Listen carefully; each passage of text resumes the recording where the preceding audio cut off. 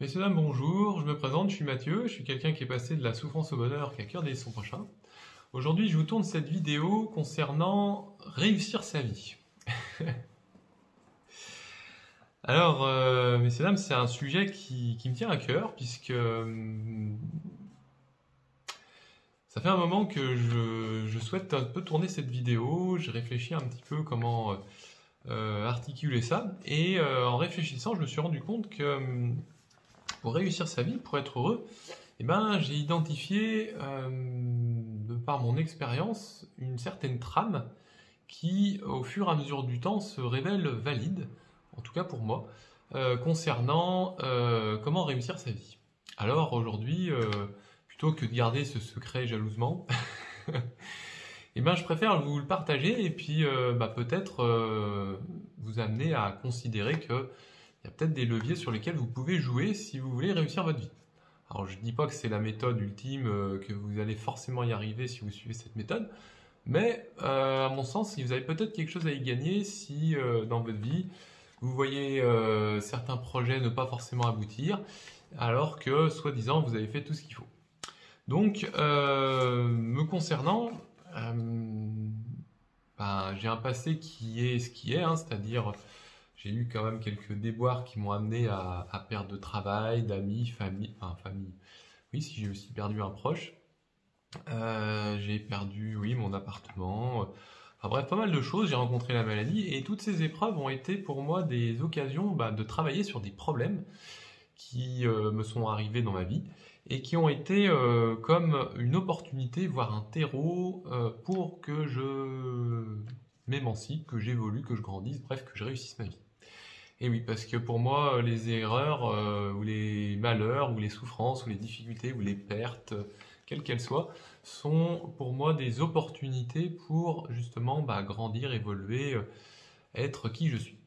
Et donc, si réussir sa vie peut être un idéal pour bon nombre de gens, si c'est pas tout le monde d'ailleurs, à mon sens, il y a vraiment le premier point qui est de voir le problème. Quelle que soit la situation que vous rencontrez dans votre vie, il y a quelque chose qui vous fait défaut, et ce quelque chose vous faisant défaut, ça vous amène à de la souffrance, et vous en souffrez. Et c'est mon constat hein, quand je regarde un peu ma vie, les fois où j'étais plus en accord avec ma vie, que je réussissais plus ma vie, que j'étais plus heureux, c'est parce que j'avais une difficulté qui pointait son nez ou qui arrivait à moi et qui me demandait de l'attention, de la vigilance, bref, d'être vu pour justement que je ne m'éloigne pas de ma vie, que je ne sombre pas, bref, que je ne passe pas à côté d'une opportunité de grandir, d'évoluer et de réussir ma vie. Bref, d'être heureux.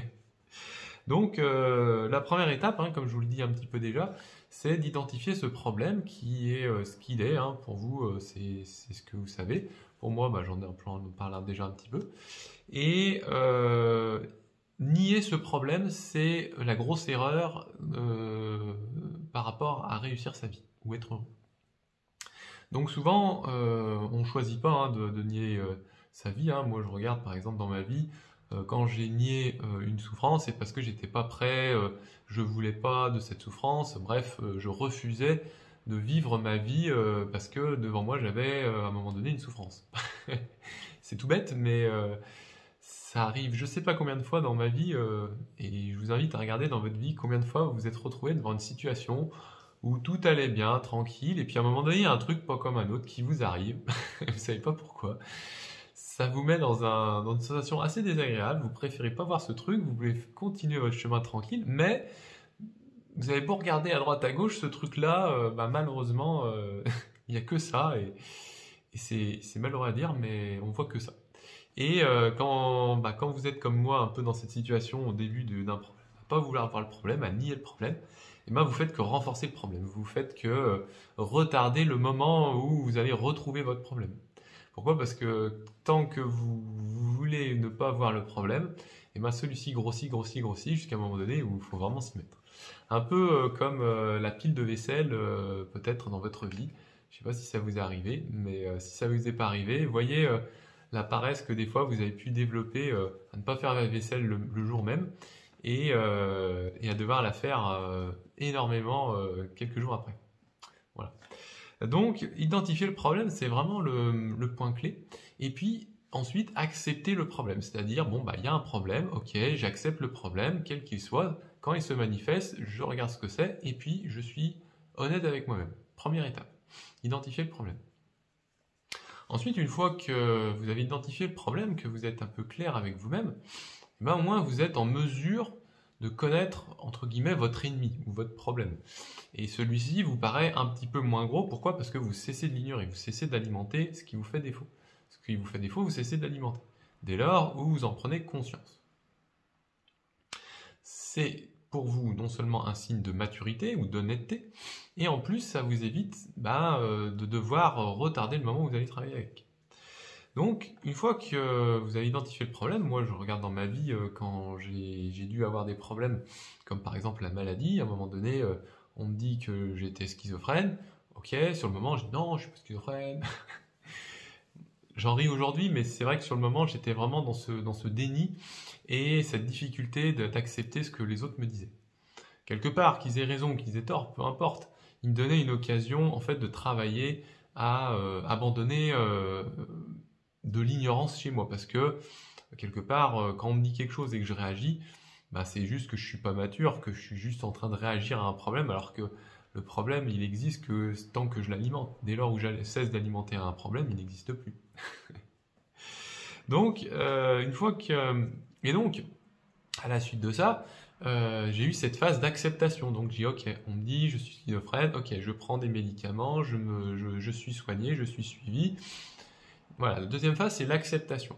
L'acceptation, vraiment, enfin... Mais ça fait encore partie de la première phase pour moi. Vraiment, cette acceptation, c'est accepter le problème. Vraiment, ouais, on reste dans la première phase d'acceptation, de connaître le problème et de l'accepter. Et puis, une fois que j'ai accepté le problème, bah, j'ai cheminé un moment avec. Et puis, j'ai petit à petit eu suffisamment de force pour ensuite trouver des solutions. Alors au début, je cherchais à sortir de l'hôpital où j'étais pour trouver des centres un peu moins hospitalisants et un peu plus communs, un peu comme des foyers. Donc là, j'ai eu des opportunités, donc j'ai commencé à travailler à la solution, c'est-à-dire à me sortir d'un endroit fermé vers un autre endroit un peu moins fermé, avec un peu plus de liberté. Et du coup, j'ai commencé à travailler à ma deuxième phase d'un problème, c'est-à-dire la solution. C'est quelles sont les solutions qui sont offertes à moi, suivant comment je suis au moment où je le vis. Et donc, je me suis rendu compte que les solutions, dans mon cas, c'était justement d'aller dans des foyers pour justement au moins avoir une activité en dehors un peu de l'hôpital et puis avoir quelque chose qui soit un peu autre chose que rester à rien faire de mes journées, même si je méditais un petit peu, sous l'effet des médicaments, c'était pas top. Donc, grosso modo, les solutions, c'est la deuxième partie la deuxième phase, en fait, si vous voulez. Quand vous avez un problème et que vous avez donc nié puis accepté le problème, donc la première phase, vous arrivez dans la deuxième phase de trouver des solutions. Puisqu'il y a ce problème dans votre vie, qu'est-ce que vous faites pour contrer ce problème? Comment vous arrivez à vous en sortir? Comment vous vous détachez du problème? Quelles sont les opportunités que vous trouvez? Quelles sont les solutions? Cette deuxième phase est très importante justement pour ne plus rester avec ce poids ou ce boulet ou cette chose qui est assez embêtante, même si elle n'est pas physiquement présente, elle est néanmoins pesante. Et c'est pourquoi justement en travaillant à trouver des solutions, vous allez progressivement, dans le cas de votre problème, trouver une solution qui va vous amener justement après à la troisième phase qui est d'agir. Et j'y viendrai après. Donc si vous voulez, moi quand j'ai cherché des solutions par rapport à mes problèmes, comme le problème que je cite de la maladie, j'ai trouvé ces fameux centres alternatifs. Donc j'ai trouvé une occasion justement d'aller dans des foyers, et à ce moment-là, je suis sorti de l'hôpital pour aller vers des foyers. Donc cette phase-là d'action, parce que c'est la troisième phase c'est de l'action, ça consiste effectivement, après avoir vu le problème et l'avoir accepté, et d'avoir trouvé des solutions, de s'y engager. La troisième phase, c'est l'engagement, c'est-à-dire, ok, j'ai ce problème, je l'accepte, j'ai trouvé des solutions, maintenant j'agis. c'est vraiment important, c'est la phase donc, dans laquelle on transforme notre problème en non-problème. Et dans mon cas, ça a pris la forme justement après un certain temps de réflexion. Alors bon, suivant les moyens qu'on a, moi dans mon cas, je me suis tourné vers les psychiatres pour justement trouver des solutions me concernant.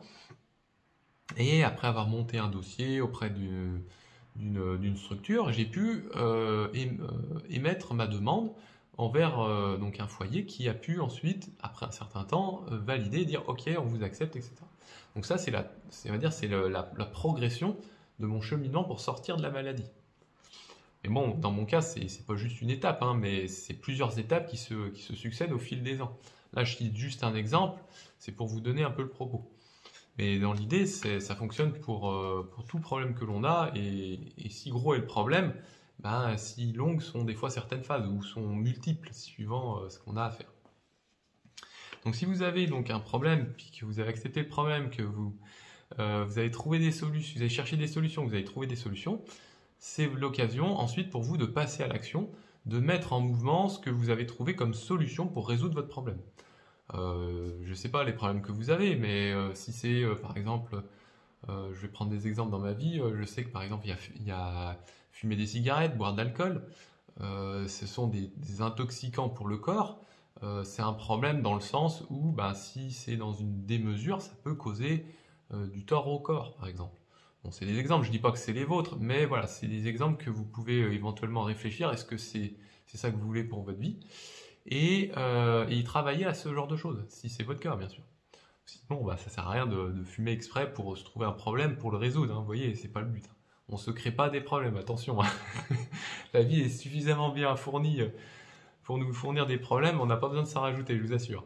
Donc quelque part, éviter de faire des actions sans conscience, ça peut être effectivement de considérer justement comment on fait des actions sans conscience. Moi, effectivement, dans ma vie, j'essaye de progressivement ne plus faire d'actions sans conscience et de les faire avec la conscience, c'est-à-dire avec la présence, avec cette sagesse que j'ai en moi. Voilà. Donc, si vous voulez, quand vous êtes dans la troisième phase de passer à l'action, c'est vraiment de vous déterminer à y aller et puis de vous y tenir. Parce que c'est bien beau de connaître le problème, de voir la solution, mais si vous ne passez pas à l'action, si vous dites juste « Oh oui, je vais faire ceci », c'est une belle détermination, mais sans la mise en action, la mise en mouvement, bah, ça restera juste une idée.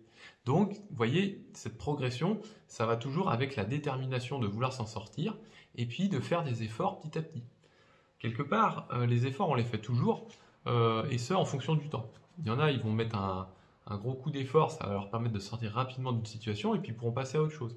Il y en a d'autres, ils vont mettre très peu d'efforts, et puis ça va durer dans le temps, jusqu'à ce que ce soit suffisamment long par rapport à l'effort qu'ils font, tout simplement. Donc si vous voulez un problème, vous pouvez le résoudre très rapidement ou très lentement. Ça dépend de votre détermination et aussi de votre engagement à passer à l'action.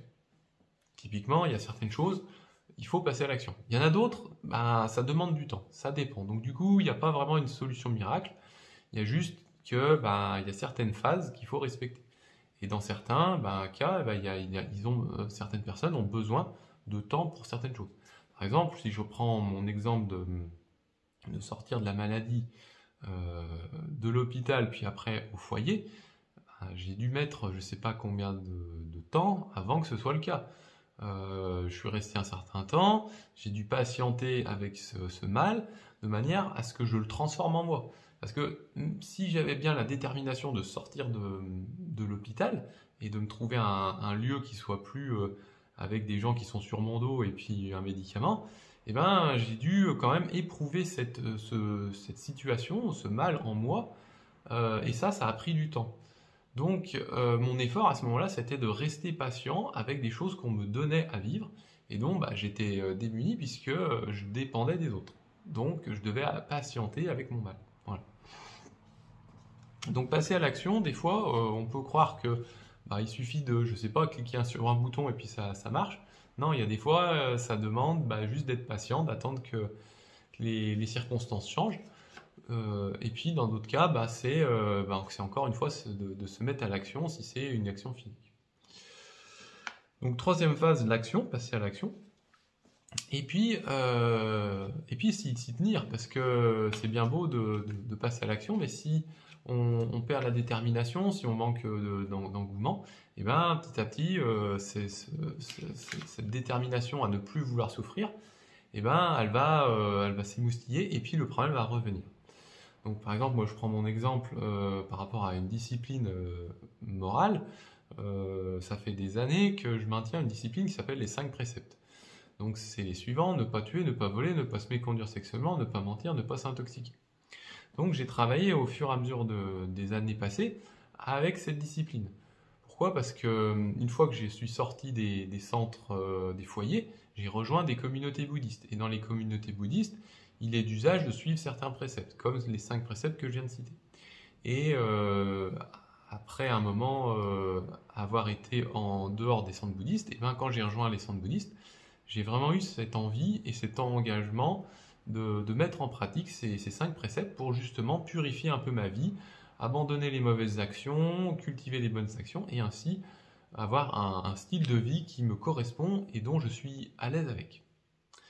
Et cette phase-là a été, et encore, hein, parce que les 5 préceptes, c'est pas juste un truc qu'on prend comme ça et puis c'est fini, non, on fait un petit peu des efforts chaque jour pour y arriver. Et j'ai vu un peu cette transformation au fil du temps se faire avec des défis plus ou moins durs. Alors, ne pas tuer, etc. Bon, ne pas tuer, c'est relativement facile pour moi maintenant. J'accepte même que les moustiques me piquent. Et ça, bon, ça a été, on va dire, un grand respect à mon sens. Et c'est un grand respect pour moi vis-à-vis de la vie. Parce que j'estime que les moustiques, ils ont autant le droit de vivre que moi. Surtout quand je sais que les moustiques, s'ils me piquent, c'est justement pour nourrir d'autres moustiques. Donc voilà, pourquoi je devrais arrêter la vie d'un moustique? Bah non. Mais bon, ça peut être d'autres exemples, hein. Moi, je cite mes exemples personnels. Vous avez peut-être vos exemples de réussite dans vos vies. Et voyez que ces exemples de réussite dans vos vies, comme des victoires sur vous-même, à avoir fait telle ou telle chose, à avoir traversé telle ou telle épreuve. Et suite à cela, vous en servir comme une source d'inspiration pour vos prochaines actions de réussite. Par exemple, je ne sais pas si vous avez un gros problème actuellement dans votre vie, vous pouvez considérer, avant d'aller un peu plus loin dans cet engagement à passer à l'action, peut-être de vous remémorer certaines actions que vous avez faites dans votre vie qui vous ont amené à vous prouver à vous-même que vous étiez capable. Car oui, effectivement, des fois, quand un problème est assez gros, on peut manquer d'engagement, d'engouement. Et on peut même être un peu démoralisé des fois par l'ampleur d'un problème. Et c'est justement dans ces moments-là où il est bon de se rappeler justement tous les efforts qu'on a su faire par rapport à des problèmes moindres. Et justement, comme ça qu'on entretient notre réussite, notre confiance en soi. Et c'est très important justement quand il y a un problème un peu important. Moi là, actuellement, je traverse un problème qui est un problème d'éveillé. C'est-à-dire que je me suis éveillé, j'ai mis fin à mes souffrances. Ça fait plus de 15 ans que je médite, et ce, quasiment tous les jours. J'ai vraiment acquis cette sagesse, hein. Je connais l'extase du matin jusqu'au soir, c'est génial, c'est magnifique, mais je vois plus personne, plus personne ne veut me voir. C'est vraiment une situation de quelqu'un qui est seul, qui est l'éveillé, hein. L'éveillé, c'est quelqu'un qui n'est plus en connexion avec qui que ce soit, puisqu'il s'est éveillé. Et ça n'empêche pas, bien sûr, que je vois des gens, je vous parle à la caméra, etc. Mais ce que je veux dire par là, j'ai plus de souffrance liée au fait de l'attachement, par exemple, à demander de l'amour à quelqu'un ou à attendre de l'autre qu'il fasse ça pour moi, etc. Même si des fois j'ai rien envie de retomber dans ces schémas, j'y arrive pas. Alors c'est bien dans un sens, mais dans un autre sens, une vie d'éveillé, c'est souvent d'être assez seul. Et pour la raison que pour moi, je vois ça comme une épreuve que je dois traverser justement pour mieux enseigner ensuite. La solitude, pour moi, c'est cette grande épreuve que je vis actuellement. Ça fait un peu plus d'1 an que je travaille cette solitude, hein. Je vis dans un endroit où je vois quasiment personne de la journée. Et c'est une très bonne occasion pour moi justement pour renforcer cette pratique qui est la discipline, l'effort, la concentration, la sagesse, bref, des disciplines, des vertus qui élèvent l'individu. Donc pourquoi je vous parle de ça, c'est parce que quand on a justement à dépasser un gros problème dans sa vie, vous voyez des problèmes que vous avez dans votre vie par rapport à des difficultés, des problèmes, les gros soucis que vous pouvez avoir, et ben à ce moment-là, il vous faut beaucoup d'énergie pour transformer cela. Et encore une fois, développer de la confiance en vous par rapport à des actions que vous avez faites du passé, c'est important. Donc tout ça pour dire que quand on doit agir et on doit se tenir à cette action. C'est vraiment ce que j'appelle la deuxième phase dans l'action. Après la détermination à vouloir y aller, c'est d'y aller. Et cette phase-là, elle est importante parce que il est important de se concentrer. On doit être vraiment comme un guerrier à ce moment-là, quand on doit passer à l'action pour abandonner un problème, on doit vraiment renoncer à se laisser aller à des petites choses. Parce qu'on a un obstacle qui est assez important devant soi. En soi, on a un obstacle assez important. Et donc, avoir donc cette discipline des fois passées, plus une concentration à faire des efforts et ce régulièrement, quitte à se reprendre, c'est très important. Justement parce que c'est comme ça qu'on va dépasser le problème, cette fameuse troisième phase. Troisième phase, c'est la phase de transformation du problème. Et une fois qu'on a suffisamment cheminé à transformer le problème, normalement le problème se dissout. Du fait d'y mettre notre énergie, du fait d'être efforcé, de répéter des actions, d'être concentré, vraiment de faire le maximum qu'on peut, à un moment donné, on n'a plus besoin de faire des efforts pour voir le problème disparaître. Et ça, c'est le résultat, c'est la quatrième phase. La quatrième phase, c'est le résultat. Par exemple, si je regarde dans ma vie l'évolution de ma maladie, donc j'ai connu cette maladie, ensuite j'ai connu la contrainte d'être emprisonné dans un hôpital avec des médicaments et un psychiatre.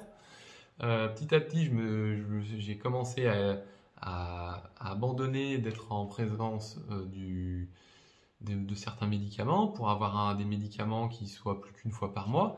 Et puis après, ça a été autour de la psy que je mette fin aux relations avec la psy pour justement m'assumer moi-même. Et quand j'ai commencé à m'assumer moi-même et que j'ai abandonné le médicament, à la place, j'ai mis la méditation comme remède pour me soigner. Et comme autorité sur moi, moi-même. Donc là, ça a été vraiment la réappropriation de moi-même vis-à-vis d'une soi-disant maladie qui me tenait et qui m'enchaînait et dont des personnes se permettaient de dire que j'étais malade, que j'avais besoin de médicaments, d'un psychiatre, etc. Et pourquoi pas? Parce que l'ignorance, pour moi, c'est la plus grande des maladies. Et quand j'ai compris que je m'ignorais dans ma vie pour certaines choses, comme le fait de ne pas avoir autorité sur moi-même, j'ai travaillé à mon émancipation par la méditation et à redevenir qui je suis, c'est-à-dire mon propre maître. Donc ça, c'est à force de détermination, d'engagement, de motivation, et puis le fait d'être dans une communauté qui m'inspire, comme le village des pruniers à cette époque, j'ai renforcé ma discipline, surtout que dans un centre comme le village des pruniers, on pratique certaines vertus, les 5 préceptes notamment.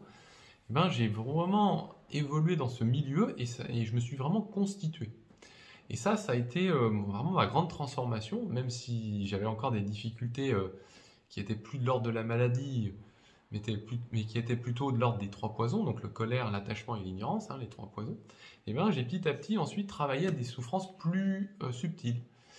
J'ai continué de méditer, 2012-2022, 10 ans pendant lesquels j'ai beaucoup travaillé à mon intériorité, à savoir qui je suis. Et à force de méditer, j'ai traversé je ne sais pas combien de souffrances. Je vous dis, les 3 poisons, c'est les plus simples, mais après, les envies, les orgueils, les plaisirs aussi, parce qu'à un moment donné, du fait que j'avais plus de souffrance en moi, il y avait des petits moments d'extase qui venaient comme des récompenses. Vous voyez, la fameuse 3e étape qui est de faire des efforts pour abandonner les souffrances.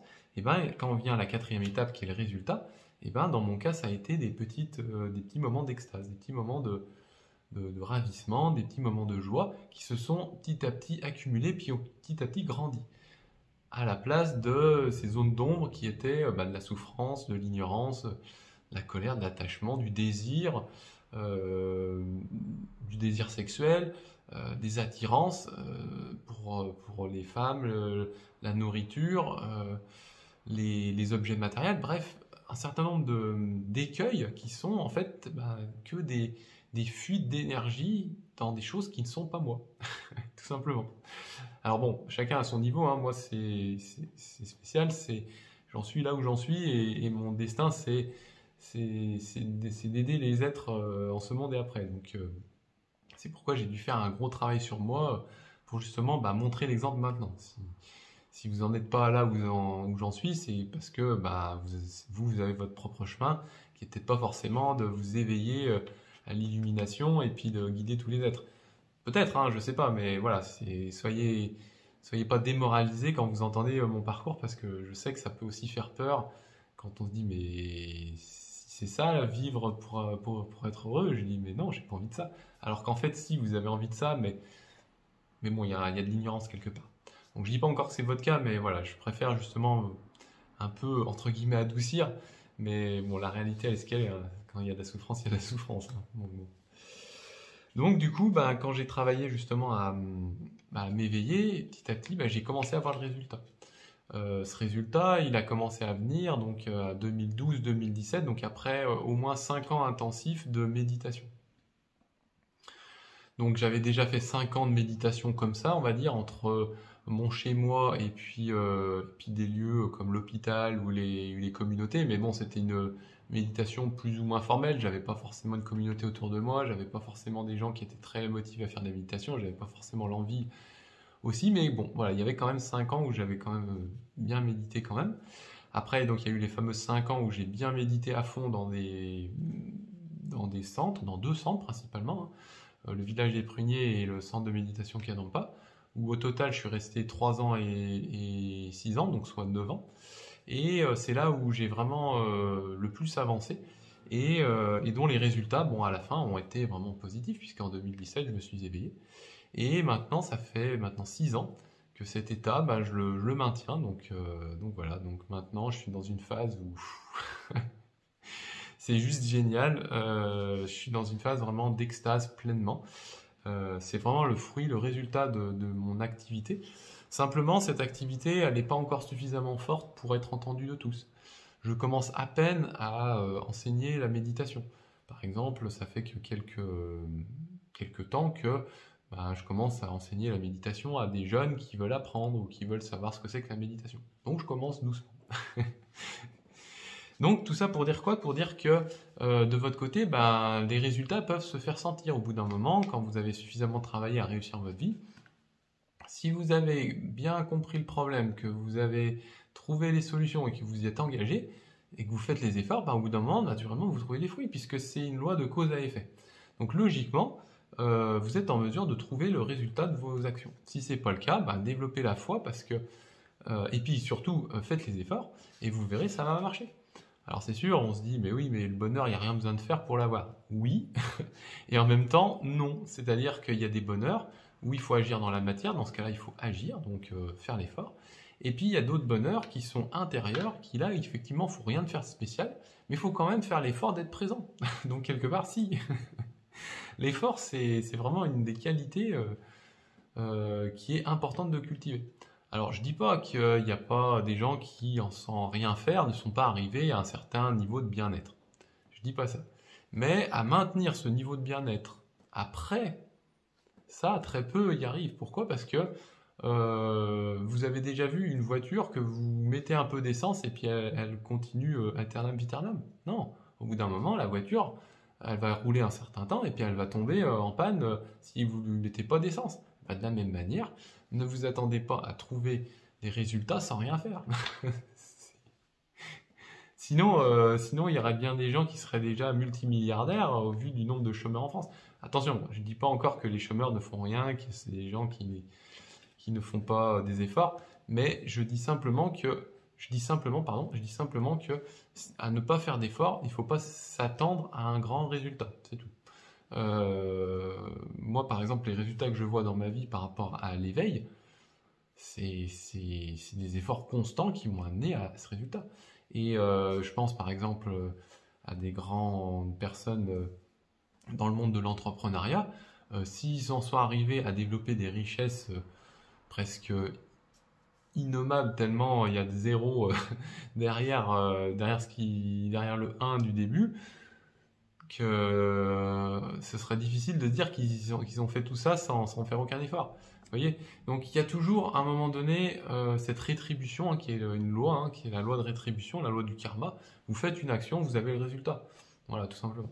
Donc si vous voulez réussir votre vie, prenez exemple sur des gens qui font des efforts, qui font ce qu'il faut, et voyez comment ils y sont arrivés. Tout simplement, hein. Franchement, moi j'admire vraiment ceux qui font les efforts parce que ce sont des gens qui nous motivent, qui nous montrent la voie, qui nous inspirent, qui nous donnent envie d'y aller. Alors bien sûr, après, c'est est-ce qu'on est capable de faire ces efforts-là? Toujours pareil. Voilà, donc chacun voit midi à sa porte, comme on dit, et puis il doit faire son examen de conscience, et puis se dire, bon, est-ce que c'est ça que je veux dans ma vie? Ou est-ce que je veux rester avec mes problèmes? Ou est-ce que je veux me contenter de ce que j'ai? Voilà, la réussite, hein, c'est comment vous dire, la réussite, ça demande beaucoup d'efforts, et c'est aussi un écueil. C'est assez étrange quand même, parce qu'on se dit, bah oui, mais alors si tu réussis, t'as tout gagné, t'es heureux. Et ben en fait, la véritable réussite, c'est celle où on n'a plus besoin de faire d'efforts. Et c'est là où je vous rejoins par rapport au début où vous dites, bon, il n'y a pas besoin de faire d'efforts pour être heureux. Effectivement, il n'y a pas besoin d'efforts pour être heureux. Mais pour arriver à cette sagesse, il est bon justement d'avoir vu, dans les cas où on a des problèmes, notre réaction, avoir travaillé à ne plus réagir pour justement voir que le bonheur, il se trouve depuis le début dans toute situation. Problème ou pas problème. Et surtout dans les situations qu'on n'a pas envie de voir. Parce que souvent, dans les situations où il n'y a pas de problème, bon, on est à peu près tous d'accord, tout va bien, c'est cool, c'est tranquille. Mais là, quand il y a un problème, c'est là où on voit justement l'intérêt d'avoir fait des efforts. Parce que sans effort, un problème, on le fuit. Alors que quand on a fait l'effort, le problème, on l'accepte et on en est heureux. Parce que c'est ça le truc, c'est que quand on ne fait pas l'effort et qu'on fuit un problème, on est malheureux parce que justement, on a peur de se confronter à la réalité.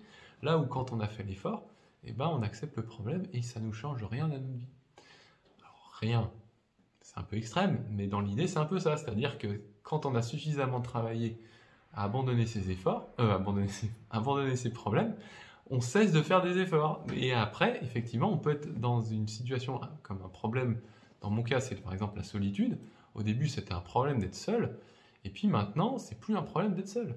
J'adore être seul. Alors que je sais que pour certaines personnes, être seul, la solitude, c'est quelque chose de très difficile. Et je les comprends parce que je suis passé par là, je sais ce que c'est. Et effectivement, c'est très difficile.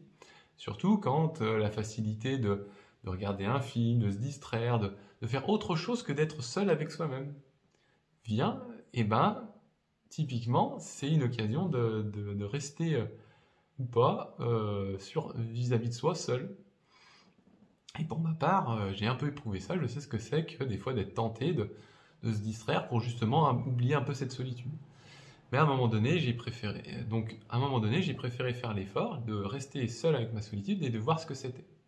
Et effectivement, j'ai vu que à rester seul dans la solitude, en fait, j'avais certaines peurs qui venaient du fait de, soi-disant, de ne pas être productif, de ne pas gagner d'argent, de devoir faire une activité pour répondre à des besoins matériels.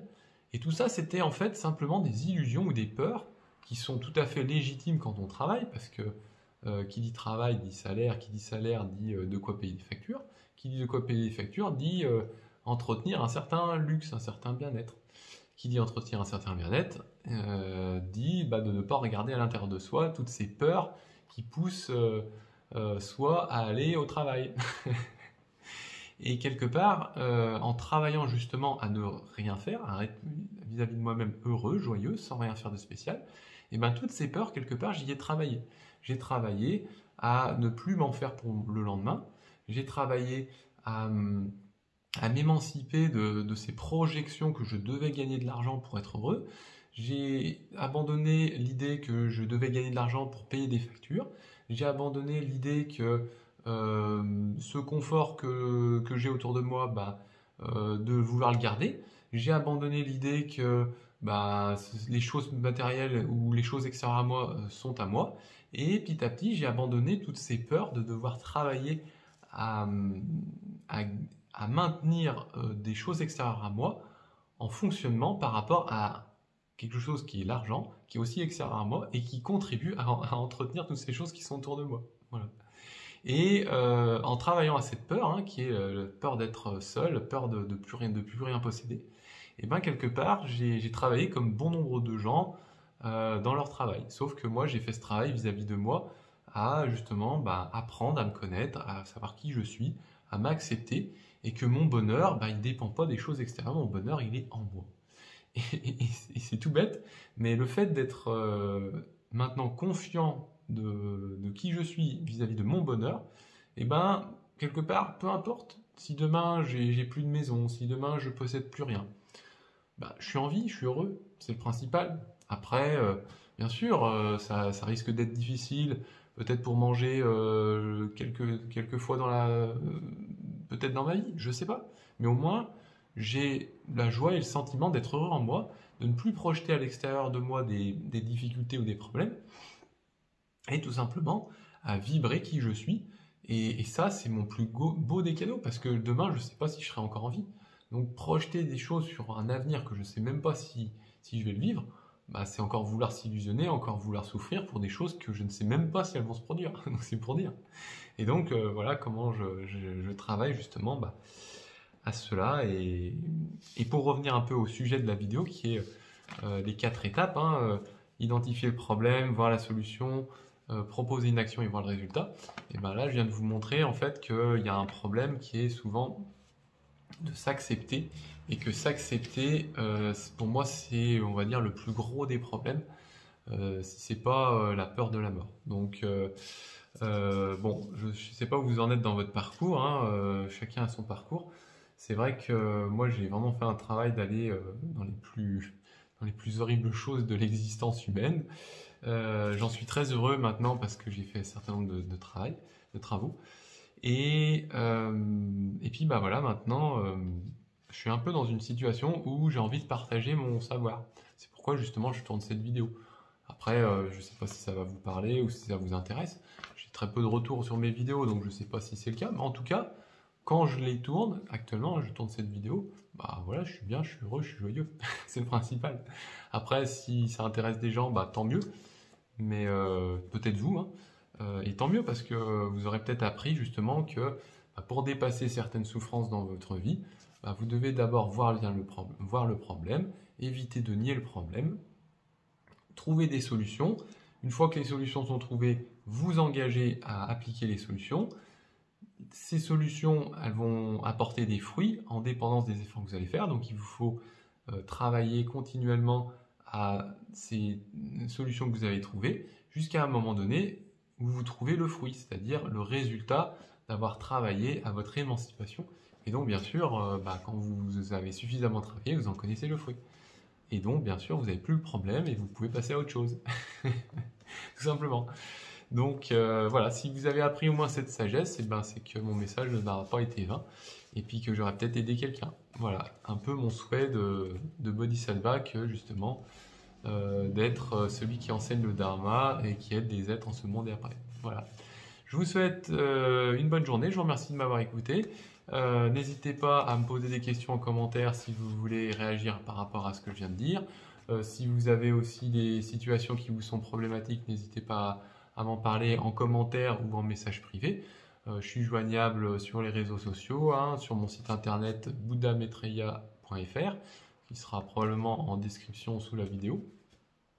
Et puis voilà, donc si vous voulez avancer, moi je serais heureux de vous aider, parce que franchement, moi je vis une vie qui est tellement magnifique, que je me dis, il y a forcément des gens qui ont envie d'être heureux comme moi, donc forcément les gens, quand ils seront prêts à entendre mon message, ils viendront. Et je suis sûr qu'ils viendront, parce que c'est la voie, je trouve, la plus juste qui existe, hein. De naître d'un orgasme et de retrouver l'orgasme, je vous dis, c'est le cercle complet, c'est le cercle parfait. Et donc, en m'éveillant, c'est ce que je connais maintenant, hein. Voilà, c'est pas juste une parole en l'air, je vis l'extase. Voilà, donc je vous remercie de m'avoir écouté encore une fois, et puis peut-être à bientôt, de vous lire, de vous entendre, de vous voir, de vous rencontrer, que sais-je. À bientôt, salut!